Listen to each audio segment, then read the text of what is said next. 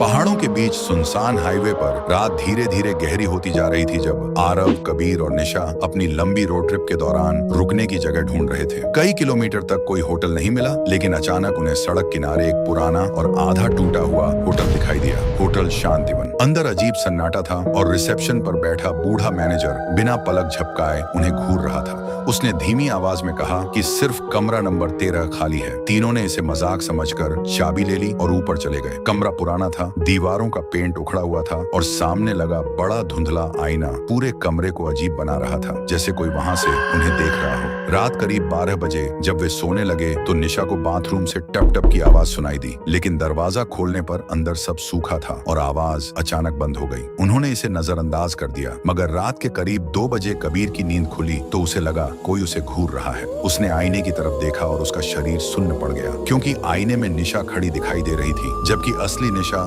बिस्तर पर सो रही थी। पल भर बाद सब सामान्य हो गया और उसने इसे भ्रम समझ लिया। सुबह निशा बेहद थकी हुई दिखी और उसने बताया कि पूरी रात उसे महसूस हुआ जैसे आईने के पीछे कोई चलता रहा हो। तभी आरव ने ध्यान दिया कि आईने में उनकी हरकतें एक पल देर से दिखाई दे रही थीं। वे हाथ उठाते तो प्रतिबिंब कुछ सेकंड बाद वहीं करता। कमरे की हवा अचानक ठंडी हो गई और बेचैनी डर में बदलने लगी। शाम होते ही उन्होंने होटल छोड़ने का फैसला किया, लेकिन दरवाजा बाहर से बंद था और फोन भी काम नहीं कर रहा था। तभी आईने से हल्की दस्तक सुनाई दी, टक टक टक, और तीनों डर से जम गए, क्योंकि अब आईने में उनकी परछाइयां उनकी नकल नहीं कर रही थीं, बल्कि खुद ब खुद हिल रही थीं। आईने वाला आरव मुस्कुरा रहा था, जबकि असली आरव कांप रहा था। अचानक आईने की सतह पानी की तरह लहराने लगी और उसके अंदर मौजूद आकृतियां धीरे धीरे आगे बढ़ने लगी। अगले ही पल आईने के अंदर वाला कबीर कांच से बाहर कदम रख गया और कमरे की लाइट्स तेजी से झपकने लगी। देखते ही देखते आईने से तीनों की हूबहू शक्लें बाहर आ गईं और अब कमरे में 6 लोग खड़े थे, 2 आरव, 2 कबीर और 2 निशा। फर्क सिर्फ इतना था कि आईने से आए लोगों की आंखें पूरी काली थीं और उनके चेहरे पर डरावनी मुस्कान जमी हुई थी। असली तीनों भागने की कोशिश करते ही अचानक पूरा कमरा अंधेरे में डूब गया। अगली सुबह जब मैनेजर ने कमरा नंबर 13 खोला तो अंदर आरव, कबीर और निशा शांत बैठकर मुस्कुरा रहे थे, जैसे कुछ हुआ ही ना हो। लेकिन जब वह मुड़ा तो आईने के अंदर 3 धुंधली परछाइयां कांच पर हाथ मारकर बाहर निकलने की कोशिश कर रही थीं और कमरे में खड़े तीनों लोगों की कोई परछाई आईने में मौजूद ही नहीं थी। उस दिन के बाद कमरा नंबर 13 फिर से खाली घोषित कर दिया गया, अगले मेहमानों का इंतजार करते हुए।